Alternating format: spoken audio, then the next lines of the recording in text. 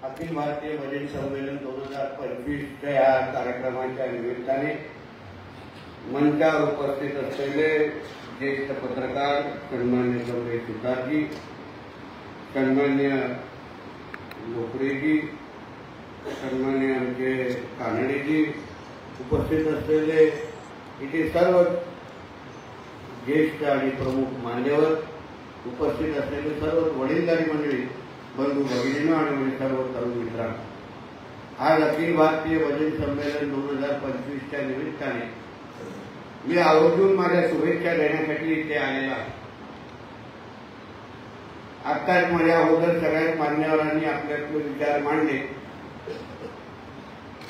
आणि जसा यांनी उल्लेख केला, कालच रात्री सिंधुदुर्ग जिल्ह्याची पालकमंत्री पदाची जबाबदारी स्वीकारल्यानंतर आज सुरुवात किंवा पहिला कार्यक्रम जेव्हा नळक्यात मिळालेला आहे, तो विचार करा उर्वरित दिवसांसाठी असतो। आता माझ्या अगोदर कमलेजीने अतिशय विस्तृत पद्धतीने पूर्ण बजेट संस्कृतीचा इतिहास, त्याच्याबद्दलची महत्वाची बरीच माहिती आपल्या समोर सांगितली आणि नंतर आमच्या कानडेजीने काही मागण्या आपल्या समोर इथे केल्या। आज मी इकडे सरकारचा प्रतिनिधी म्हणून मी आपल्या इथे आलेलो आहे। माझ्या अगोदर संबंधित खात्याचे मंत्री, मला तर काल इथे येऊन गेले, अशी केलाच आहे, तेही इथे आले आणि आज आपल्या सरकार, महायुतीचं सरकार राज्यामध्ये आहे आणि आज या महायुतीच्या सरकारमध्ये अगर तुम्ही पाहिलं तर कोकणाची फार मोठी ताकद किंवा ताकदीमुळे आज हे महायुतीचं सरकार उभं आहे हे म्हणतात। कारण का पूर्ण अगर तुम्ही किनारपट्टीकडे पाहिलं तर एक मला असं वाटतं की दाखवून हे आपला भास्कर जाधवजी सोडले तर सगळे ते सगळे आम्ही महायुतीचेच आमदार आहोत। खासदारमध्ये पण कोकणाने 100% रिझल्ट महायुतीला दिलेला आहे, म्हणजे राणे साहेब, तटकरे साहेब, लाईनीत सगळे ते सगळे कोकणातले महायुतीचे खासदार पण आहेत आणि म्हणून सरकारकडून एवढं भरभरून तुम्ही या सरकारला दिले असल्यामुळे, कोकणातल्या जनतेने दिले असल्यामुळे या सरकारतून मागायचं नाही, मिळवायचं असं मी आवडतो तुम्हाला। आता मतं आम्ही तुमच्याकडून घेतली, तुम्ही आशीर्वाद दिलाय, आता मग मागत बसू नका असं माझं मत आहे। 5 वर्ष आमच्याकडे आहे आणि राजकीय इच्छाशक्ती असली तर काही अशक्य नाही हे मी तुम्हाला आवर्जून या व्यासपीठावर सांगतो आणि म्हणून त्याचा आपल्या सगळ्या जणांकडून जी काही मागणी येते की आपल्या ह्या भजन संस्कृतीला, कलेला सरकार म्हणून जे काय राजश्री मिळवण्याची गरज आहे, लोकाश्रय मिळवण्याची गरज आहे, मी तुम्हाला विश्वास देतो। मी जिल्ह्यातल्या कार्यक्रमामध्ये पण लोकनेते आणि सगळेजण होतो तेव्हाही बोललो आणि आजही बोलतो, हे तुमच्या सगळ्यांचं सरकार आहे आणि मी तुम्हाला विश्वास देतो, आम्ही सरकारमध्ये मंत्री असल्यामुळे जास्त वेळ तुम्हाला ही मागणी करत बसण्याची काही गरज असणार नाही।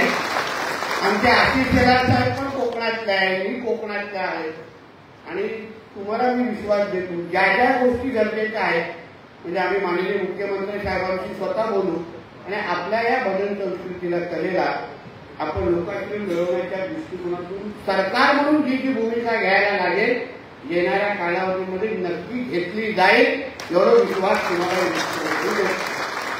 म्हणून थोडं मागायचं असेल तर जरा भरपूर मागा। 100 आमच्या कानडेची 200 पर्यंत गेले, हे एवढं सगळे मिळून 100 ते 200 काय मजा आहे? मग एवढा वजनदार एवढं मंत्रिमंडळ असून फायदा काय? जरा 100 ते 300 400 मागितलं असतं आम्हाला पण वाटलं असतं काय ते जास्त मागताय, 100 ते 200 मागितलं, पण ठीक आहे, मी तुम्हाला विश्वास देतो। कारण काय शेवटी जसं मी आमच्या कानडेजी अन्य सगळ्या कलेला त्याच्या पद्धतीने महत्व देतो, त्यांना सरकारची ताकद भेटते। मग आपल्या भजन कलेला का मिळू नये? आपण मेहनतीमध्ये कुठे कमी नाही, लोकप्रियतेमध्ये कुठे कमी नाही. आपल्याला पण दुसरी पिढी त्याच पद्धतीने या क्षेत्रामध्ये मोठ्या प्रमाणामध्ये आलेली आहे.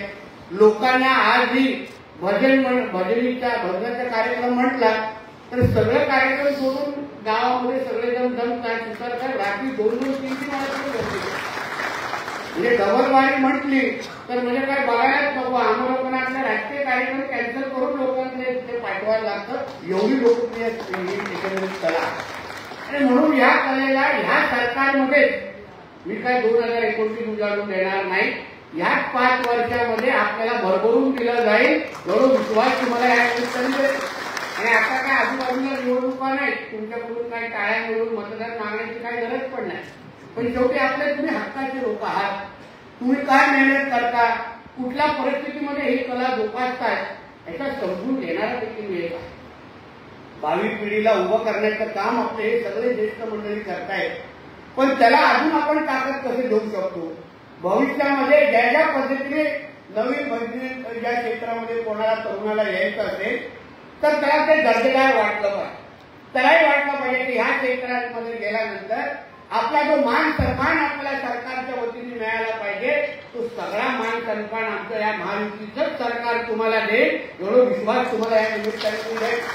फक्त आपल्याला विनंती करेन, जसं कार्यक्रमाला येण्यासाठी जसं पाठपुरावा केला, 10 वेळा फोन केले, तसं ह्या कामं करून घेण्यासाठी पण आमचा पाठलाग करा. काय होतं, सगळं तुम्हीच करा. निवेदन पण तुम्हीच करा, मागणी पण तुम्हीच करा. झाल्यावर आपण उच्च घ्यायला येतात बरोबर. तसं काही गोष्टी करू नका. आम्हाला तुमची साथ पाहिजे. 50% आम्ही आणि 50% तुम्ही लोक आपण एकत्र मिळून आमच्या या धावपळीच्या जीवनामध्ये तुम्ही अगर आमच्या सातत्याने बरोबर. आता अधिवेशन 3 मार्चला येत आहे. नाही पण माहिती घेऊ आपण. शेलार साहेबांना हा विषय चांगल्या पद्धतीने माहिती. गेल्या कॅबिनेटमध्ये प्राथमिक चर्चा आमची झाली पण आहे. एवढं साहेब जे द्यायचं ना आपणच द्यायला पाहिजे. आपण तुम्ही पण कोकणात द्याल, आपण पण कोकणातलो, आपण पण भजनी ऐकताना तल्लीन होणाऱ्यापैकी लोक आहोत. आपण नाही देऊ शकतो तर कोण देणार. ते बोलतो की नितेश बरोबर तू बोलतो. म्हणून जे काय तुम्हाला सरकारकडे पाठपुरावा करायची गरज असते, मी मत्स्य आणि बंदर खात्याचा मंत्री असलो तरी सगळी जबाबदारी मी माझ्या खांद्यावर घेतो. आणि सरकारकडे जे जे पाठपुरावा करायचा आहे, जे जे कागदपत्र लागतील, जे जे तुमच्याकडून बैठका लागतील, यांच्या सगळ्यांच्या मागे लागून करून घेण्याची जबाबदारी ही माझी असेल असाही विश्वास तुम्हाला मी या व्यासपीठाच्या निमित्ताने. शेवटी आपल्याला जिद्दीने मिळवायचं आहे. कारण का तुम्ही मेहनतीमुळे मध्ये कुठे कमी पडत नाही. कोकण म्हटलं तर भजन पण हे आमची एक ओळख झालेली आहे. पण पुढच्या पिढीमध्ये ती रुजली पाहिजे. योग्य व्यासपीठ मिळालं पाहिजे. आज कसे आमचे सुतारजी आले, त्यांच्यामुळे चॅनलच्या माध्यमातून एक चांगलं व्यासपीठ ह्या कार्यक्रमाला भेटेल. त्याच पद्धतीचं आकर्षण अन्य लोकांवर पण तयार झालं पाहिजे. अन्य पण चॅनल या सगळ्या गोष्टी मीडिया ह्या निमित्ताने आपल्या जवळ आलं पाहिजे. एक चांगला मुद्दा आमच्या कानेरीजीने मांडला की भजन सदन या बाबतीमध्ये आम्ही 2-3 वर्षापासून चर्चा करतो. पण चर्चा करत असताना मी आमदार म्हणून चर्चा करत होतो, आता मंत्री झालेलो आहे. आता चर्चेला थोडं वजन पडलेलं आहे. आणि म्हणून मी तुम्हाला विश्वास देतो कुठल्याही गोष्टी ह्या सरकारमध्ये कमी पडणार नाही. जे ज्या गोष्टी गरजेच्या आहेत भजन या संस्कृतीसाठी म्हणजे पेन्शन असो, सगळ्या अन्य लोकांना सगळ्या गोष्टीचं पेन्शन आणि सरकारच्या सुविधा भेटतात. तर आम्ही काय पास केलाय? आम्ही कशाला मागे राहायचं? आम्ही काय कलेमध्ये कमी आहे?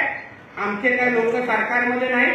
आणि आम्ही जेव्हा निवडून गेलेले लोकप्रतिनिधी जेव्हा सरकारमध्ये बसलेलो आहे, आम्ही ठणकावून सांगतो की नाही आम्ही कोकणातले आहोत, आमची ओळखच कोकण आहे असं म्हटल्यानंतर आपलं कोणीही कलेच्या या भजन क्षेत्रामध्ये मागे पडता कामा नये एवढी काळजी मी निश्चित पद्धतीने घेईन. एवढा विश्वास तुम्हाला सरकारचा प्रतिनिधी म्हणून या निमित्ताने मी देतो.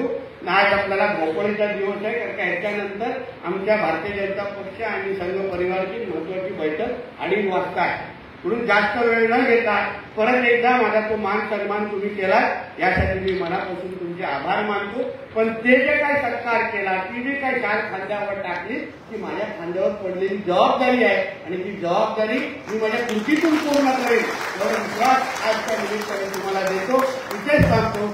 जय हिंद, जय महाराष्ट्र.